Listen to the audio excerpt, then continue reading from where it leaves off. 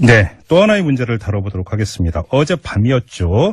김관진 전 국방장관이 구속된 지 11일 만에 석방됐습니다. 구속 적부심 심사 결과 법원이 풀어준 건데요. 증거인멸이나 도주의 우려도 없고 이거보다 더 눈길을 끄는 이유. 범죄 성립 여부에 다툼의 여지가 있으니까 방어권 보장의 필요도 있다. 이러면서 풀어줬습니다. 여기에 상당히 여러 가지 이 메시가 담긴 게 아니냐, 또 이 파장이 상당히 미묘할 수 있다, 이런 분석이 나오고 있는데요. 자, 이 문제 지금부터 자세히 짚어보도록 하겠습니다. 이정열 전 부장판사 연결합니다. 여보세요. 네, 안녕하세요. 예, 오랜만입니다. 예, 건강하시죠? 네네. 자, 일단 총평부터 부탁드리겠습니다. 법원의 이 결정 어떻게 평가하세요? 논란의 여지는 있는데 제가 보기에는 좀 부당한 결정이다라고 생각을 하고 있습니다. 부당한 어떤 점에서요? 역시 큰 틀에서만 말씀해 주시면. 예, 큰 틀에서 보면은 여러 가지 이제 해석 가능한 사유들이 있는데, 네. 일단 이유 기재 부분이 좀 잘못돼서, 그 이유 중에서 방어권 보장 부분이 적용할 때가 아닌데다 적용을 한 것 같고, 그다음에 그 근거가 됐던 판단에서 자세히 말씀을 드리겠습니다만 아마 이미 처벌을 받았던 군사법원의 판결이 있거든요. 예. 사람들에 대해서.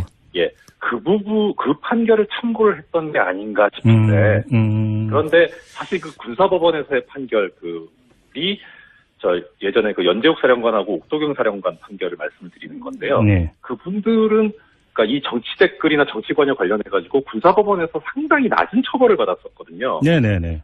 예, 그래서 그것도 이제 전 대통령 시절이죠. 박근혜 전 대통령 시절의 판결이 나와서 같은 법원으로서 일반 법원이 군사법원의 판결을 존중하는 거를 이해를 못할 바는 아닌데 그 네. 판결은 어느 정도 좀 정치적인 입장이 감안돼 있는 판결이어서 그걸 무비판적으로 수용할 수는 해서는 안 될 것 같습니다. 네. 예, 그래서 그런 이유입니다. 오늘 이정열 전 부장판사 인터뷰를 좀 색다르게 진행을 하려고 하는데요. 저희가 어젯밤에 이 소식을 듣고 오늘 오전에 김관진 전 장관 변호인에게 연락을 해서 인터뷰 요청을 넣었어요. 근데 인터뷰는 힘들다고 하면서 대신 이 문자 메시지로 장문의 입장을 저희한테 보내줬습니다.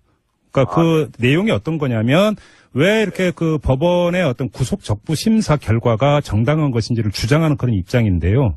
좀 이거를 제가 이제 항목별로 하나하나씩 한번 알려드리면 이거에 대해서 한번 이정열 전 부장판사께서 그러면 어떻게 평가하시는지 좀 입장을 좀 주시기 바랍니다. 그럼 우리 애청자 여러분들이 좀 더 이해하는 데 좀 도움이 되지 않을까 싶은데요. 네. 자, 먼저 이전부터 좀 비교적 간단한 사안. 그러니까 지금까지 알려진 바에 따르면 이명박 전 대통령이 우리 편을 뽑으라고 지시를 했고, 이에 따라서 김관진 전 장관이 국군사이버사령부 군무원 증원할 때 호남 사람을 뽑지 말라고 지시했다는 혐의 있지 않습니까? 네네. 이와 관련해서 김관진 전 장관의 변호인은 피의자, 그러니까 김관진 전 장관이 호남 사람이고 호남 출신 최초의 국방장관이라는 자부심을 갖고 있는데 그런 지시를 할 리가 있냐는 주장을 했고, 그럼 이것도 이제 법원에서 이것도 이제 주목해서 봤던 것 아니냐, 이런 취지의 문자를 보내줬습니다. 이거 어떻게 받아들여야 되는 겁니까? 일단 이번 구속적부심과 관련해서 좀 보자면, 예. 구속적부심이라는 제도 자체가 발부된 구속영장에 관해서 예. 구속영장 발부가 이제 맞냐 틀리냐 이거를 따지는 거거든요. 네.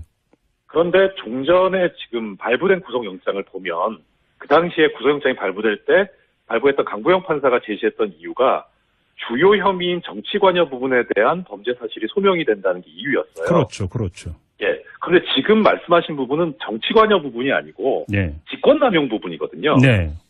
그러니까 이건 구속적부심에서의 하나의 요소는 될 수 있어도 주된 이유는 아닐 겁니다. 이게 그러니까 구속적부 심사의 주된 항목 대상이 될 수도 없었는데 이걸 봤다면 이건 문제가 있다, 이런 지적이십니까? 그런 뜻은 아니고요. 네. 이거를 염두에 두고 구속적부심을 받아들이지는 않았을 것 같아요. 왜냐하면 영장이 발부될 때 직권남용이 인정된다라는 그런 취지로 발부된 게 아니라 정치관여가 인정된다고 발부가 됐기 때문에 주된 쟁점이나 심판의 대상은, 판단해야 되는 대상은 정치관여를 했냐 안 했냐 그 부분이지, 그러면 권한남용을 했냐 안 했냐 그 부분일 겁니다. 바로 이제 포인트가 그거 아니겠습니까? 범죄 성립 여부에 대한 다툼의 여지가 있다. 이 구속 적부 심사를 한 재판부에서 이렇게 판단을 했는데 그게 지금 말씀하신 정치관여 혐의인데. 예, 그렇습니다. 예. 이게 이제 제가 그대로 읽어드릴게요.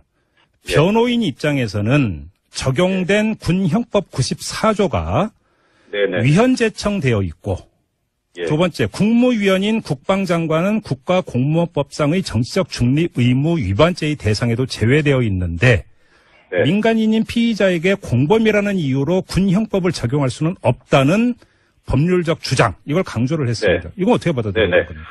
일단 앞부분에 말씀하신 군형법 94조가 위헌 제청돼 있다는 부분 말입니다. 네. 이 군형법 94조가 뭐냐면은 군인이 정치에 관여해서는 안 된다는 조항입니다. 예, 정치관여 금지 조항이죠. 예, 예. 네, 그렇습니다. 네. 그런데 이제 지금 위헌 제청돼 있다는 것도 맞기는 한데 그 위헌 제청이 뭐냐면 예전에 처벌을 받아서 지금 대법원에 가 있는 그 사건에서 군형법 94조가 군인의 정치적 자유, 표현의 자유를 제한한다 그래서 법원에 위헌 심판 제청을 했다가 이게 기각이 되고 헌법소원이 가 있는 거예요. 예, 예.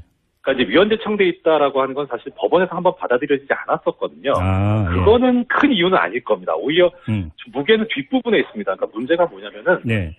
저기 군형법이 군인한테 적용되는 법이거든요. 네, 네, 네. 예, 그런데 지금 국방부 장관은 군인으로 취급을 받는 거죠, 사실은. 예. 예, 그게 이제 그러니까 검찰의 판단이었던 거죠, 그러니까. 그렇죠. 그래서 예. 군형법을 적용을 하는데 문제는 국방부 장관의 경우에는 사실 정무직 공무원이라 그래서 그 국가공무원법상에도 공무원은 정치 활동을 할 수 없게 돼 있긴 하지만 네. 예, 그 부분 적용을 받지를 않아요. 이 장관의 경우에는. 장관의 경우에는 정무직이니까. 예, 예. 그렇죠. 예. 그러니까 그렇게 보면은 지금 장관 중에서 정치 활동이 금지되는 사람은 국방부 장관밖에 없는 거예요. 군형법 때문에. 아, 그러면 저 국방부 장관은 군형법에 적용 대상이 되는 겁니까? 그렇죠. 예. 지금 여기서 그러니까 지금 법리적 판단이 다른 것 같은데요. 그렇죠. 그러니까 이 법리적 다툼이 있을 수 있으니까 네. 그래서 지금 이번에 적부심사에서 나온 이유가 뭐냐면 범죄 성립에서 다툼의 여지가 있다는 게 이 얘기입니다. 그러면 잠깐만 그러니까, 여기서 중요한 게 지금 도출이 되는 건데 검찰은 국방부 장관도 군형법에 적용 대상이 된다고 해서 정치관여 금지 조항인 군형법 94조를 적용을 해서 구속영장을 청구했고 구속이 된 건데 네. 지금 변호인이나 이래서 이제 그 구속 적부 심사를 했던 재판부는 물론 재판부 직접 얘기는 안 들었습니다만 국방부 장관에게 이게 적용하는 건 무리일 수도 있다라는 판단을 하고 있다라는 거잖아요. 그런 게 내포돼 있는 것 같아요. 그러니까 그 부분이 적부심사 이유에서 나온 그 범죄 성립에 다툼의 여지가 있다는 부분, 예. 그 부분인 것 같아요. 예. 해석하기로인데. 예, 그런데 이제, 그러니까 이 부분은 물론 이제 판단에 따라 다를 수는 있습니다만은 일단 그 부분에 관해서 한번 다투볼 여지가 있으니까. 네. 그래서 만약 범죄가 성립되지 않을 수도 있으니까. 네. 그러니까 그러면 구속하면 안 되는 거 아니냐 이 논리라고 생각이 돼요. 그러면 여기서 한 발만 더 나가 볼게요. 그럼 이 문제가 어디로까지 연결이 되냐면 이명박 전 대통령으로까지 연결이 되는데요. 네. 만약에 법원에서 국방부 장관은 군형법 94조의 적용 대상이 아니다라는 만약에 판단을 내린다라고 한다면 네. 만약에 이명박 전 대통령은 어떻게 되는 겁니까? 그럴 수도 있죠. 지금 이제 김관진 전 국방장관 같은 경우에는 그 문제가 된 게 본인이 주범이 아니고 공범의 형태거든요. 그렇죠. 예. 예, 그러니까 민간인이 그렇게 공범의 형태로 들어가는데 원조항에는 본인은 정치 관여가 처벌이 안 되는데 이 조항으로 처벌하는 게 맞는 거냐라고 하는 그런 문제 제기였고 예. 그게 이릉 받아들여졌기 때문에 네. 이명박 전 대통령도 민간이니까 그런 논리라면은 이 군형법을 적용하는 게 문제가 될 수는 있어요. 그러면 지금 그 재판부가 판단에 따르는 범죄 성립 여부에 다툼의 여지가 있다라고 하는 이 판단, 이게 상당히 지금 여러 가지 복선이 깔려 있다고 봐야 되는 거네요, 그러면? 일단은 거기까지 생각했을 것 같지는 않은데, 네, 해석하다 보면 그렇게는 될 것 같아요. 그런데 저는 하나 이제 제가 말씀드린 거에서 좀 이제 어폐가 될 수 있는 부분이 뭐냐면, 네. 그 다음에 이제 재판부에서 제시한 이유가 방어권을 보장해야 된다 이런 말을 썼거든요. 그렇죠. 예, 근데 이 방어권 보장이라는 건 사실 언제 쓰는 말이냐면은 본인에게 유리한 증거를 수집해야 되는데 피의자나 피고인도 그런 권리가 있잖아요. 예. 수집할 권리가. 예. 그런데 그 증거는 사실 본인이 제일 잘 알고 있는데 구속돼 버리면은 그 증거를 수집할 수가 없으니까. 그렇죠. 예, 그래서 증거 수집을 위해서 이제 구속을 하지 않는 게 좋겠다 이런 경우에 쓰는 말인데 지금 문제가 된 거는 과연 그러면 민간인인 국방부 장관한테 군형법을 적용하는 게 맞냐 틀리냐의 문제여가지고 증거 수집의 문제는 아니거든요. 예. 그러니까 이게 사실 앞뒤가 연결이 좀 안 돼요. 무슨 말씀인지 알겠습니다. 하나만 더 여쭤볼게요. 네. 지금 그 변호인이 저희한테 보내온 문자 중에 정치 관여 행위의 어떤 그 심각성을 재는 중요한 항목에 대해서 이렇게 적혀 있는데요. 피의자 그러니까 김관진 전 장관이 보고받은 사항은 그러니까 그 군 사이버 사령부의 어떤 댓글 공작과 관련해서 이야기인 거죠. 네. 제주 해군 기지와 관련된 대응 심리적 작업으로 지지 여론을 증가시켰다는 식으로 추상적으로 기재되어 있다. 이렇게 주장을 했습니다. 변호인. 이건 어떻게 평가를 하세요? 뭐 그런 것도 있을 수 있죠. 그런 것도 있을 수 있는데 지금 큰 틀에서 보면은 사실 그 제주 해군기지라는 게 결국은 그것도 정무적 정치적 판단에서 나오는 거잖아요. 예. 이 해군기지를 설치할 것이냐 말 것이냐. 예. 그런데 그것에 관해서 그것을 이제 결국 그걸 얘기할 수 있는 사람은 대한민국 국민인데 그 주권이 실효적으로 미치는 그러니까 남한 사람이죠. 네. 그런데 대북 심리전단에서 그걸 하면 안 되는 거죠. 그러니까 그런 측면에서 보면은 이건 정치 관여가 되는 건데 이제 지금 변호인 쪽에서 주장하는 거는 뭐 그건 또 얘기가 될 수는 있어요. 그러니까 이게 정무적인 문제가 아니라 온전히 군사적인 문제일 뿐이다라는 주장으로 보이기는 해요. 그다음에 구체적이지 않고 추상적이다라고 하는데 그 주장은 고려의 대상은 사실은 아닙니다. 그 부분은 아마 처음에 영장이 발부될 때 통과가 됐을 거예요. 마지막으로 하나만 더 여쭤보겠습니다. 그러면 본안재판에서 어떻게 될 것이냐라고 저희가 질문했더니 그 대답이 어떤 거였냐면 이태하 전 심리전단장은 비록 실형 선고를 받았지만 법정 구속은 안 돼 있는 상태고 연재욱 전 사령관은 집행유예 받았고 옥도경 전 사령관은 선고유예 판결을 받지 않았느냐. 그러니까 김 전 장관이 최고 책임자라는 이유만으로 실형을 선고받지는 않을 것이다. 변호인이 이렇게 전망을 했습니다. 평해 주시죠. 예, 이게 제가 처음에 말씀드렸던 그 얘기입니다. 그러니까 이태하 대령 같은 경우는 일반 법원에서 재판을 받았습니다. 예. 예, 그런데 이제 실형 선고 받았죠. 네. 연재욱 사령관하고 옥도경 사령관은 군사법원에서 재판을 받았습니다. 그래서 연재욱 사령관 집행유예 받았고 옥도경 사령관 선고유예 받았죠. 그러니까 평면적으로 놓고 보면 사실 이 순차적으로 올라갔을 때 보면 김관진 전 장관에 대해서 실형 선고가 나지 않을 거라고 볼 수도 있어요. 그런데 문제는 이 연재욱 사령관하고 옥도경 사령관에 대한 군사법원 판결 자체가 잘못됐거든요. 아, 예, 예. 그러니까 이걸 단순 평면으로 비교하면 안 된다는 거죠. 알겠습니다. 지금 저희가 이제 그 이 쟁점을 좀 도출하기 위해서 항목별로 좀 질문을 드렸는데요. 아무튼 네네. 지금 구속 적부 심사를 했던 법원에서는 다툼의 여지가 있다라고 봤다는 부분인데 이것이 네네. 그러면 이제 법 적용이 어떻게 되고 증빙이 어떻게 되느냐에 따라서 본안에서 만약에 기소가 된다고 한다면 이제 본안에서 어떤 재판 결과가 달라질 수도 있지 않는가라고 하는 이런 전망이 그렇죠. 나와서 한번 좀 세세하게 짚어봤는데요. 예, 이거는 뭐 청취자분들께서는 모르겠습니다만 법률가 입장에서 상당히 또 흥미로운 주제 중에 하나기는 합니다. 예, 저희가 뭐 기회 됐으면 좀 더 그러니까 여유 있게 한번 다시 한번 짚어보도록 하고요. 오늘 도움 말씀은 여기까지 듣도록 하겠습니다. 고맙습니다. 사이버 사령부 군무원 증원할 때 호남 사람을 뽑지 말라고 지시했다는 혐의 있지 않습니까? 네네. 이와 관련해서 김관진 전 장관의 그 변호인은 피의자 그러니까 김관진 전 장관이 호남 사람이고 호남 출신 최초의 국방장관이라는 자부심을 갖고 있는데 그런 지시를 할 리가 있냐는 주장을 했고 그럼 이것도 이제 법원에서 이것도 이제 주목해서 봤던 것 아니냐 이런 취지의 그 문자를 보내셨습니다. 이거 어떻게 받아들여야 되는 겁니까? 일단 이번 구속적부심과 관련해서 좀 보자면 구속적부심이라는 제도 자체가 발부된 구속영장에 관해서 그 구속영장 발부가 이제 맞냐 틀리냐 이거를 따지는 거거든요. 네.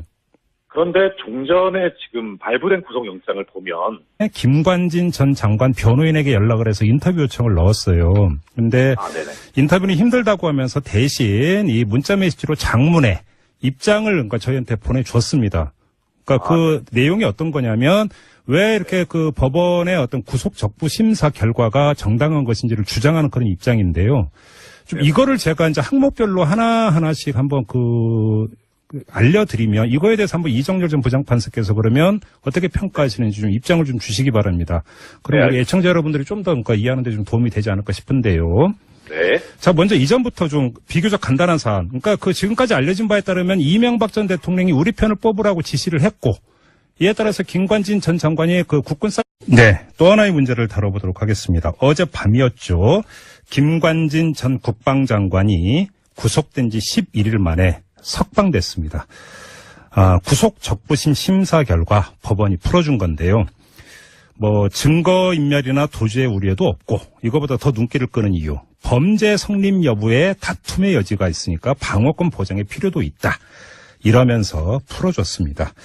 여기에 상당히 여러 가지 이 메시가 담긴 게 아니냐. 또 이 파장이 상당히 미묘할 수 있다. 이런 분석이 나오고 있는데요. 자, 이 문제 지금부터 자세히 짚어보도록 하겠습니다. 이정열 전 부장판사 연결합니다. 여보세요. 네, 안녕하세요. 예, 오랜만입니다. 예, 건강하시죠? 네네. 자, 일단 총평부터 부탁드리겠습니다. 법원의 이 결정 어떻게 평가하세요? 논란의 여지는 있는데 제가 보기에는 좀 부당한 결정이다라고 생각을 하고 있습니다. 부당한 어떤 점에서요? 역시 큰 틀에서만 말씀해 주시면. 예, 큰 틀에서 보면은 여러 가지 이제 해석 가능한 사유들이 있는데, 네. 일단 EU 기재 부분이 좀 잘못돼, 그러니까 EU 중에서 방어권 보장 부분이 적용할 때가 아닌 데다 적용을 한 것 같고, 그다음에 그 근거가 됐던 판단에서 뭐 자세히 말씀을 드리겠습니다만 아마 그 이미 처벌을 받았던 그 군사법원의 판결이 있거든요. 예. 사람들에 대해서. 예. 그 판결을 참고를 했던 게 아닌가 싶은데, 그런데 사실 그 군사법원에서의 판결이 예전에 그 연재욱 사령관하고 옥도경 사령관 판결을 말씀을 드리는 건데요. 네. 그분들은 그러니까 이 정치 댓글이나 정치관여 관련해가지고 군사법원에서 상당히 낮은 처벌을 받았었거든요. 네네네. 예, 그래서 그것도 이제 전 대통령 시절이죠. 박근혜 전 대통령 시절에 판결이 나와서 뭐 같은 법원으로서 일반 법원이 군사법원의 판결을 존중하는 거를 이해를 못할 바는 아닌데 그 네. 판결은 어느 정도 좀 정치적인 입장이 감안돼 있는 판결이라서 그걸 무비판적으로 수용할 수는 해서는 안 될 것 같은데 네. 예, 그래서 그런 이유입니다. 오늘 그 이정열 전 부장판사 인터뷰를 좀 색다르게 진행을 하려고 하는데요. 저희가 어젯밤에 이 그 소식을 듣고 오늘 오전에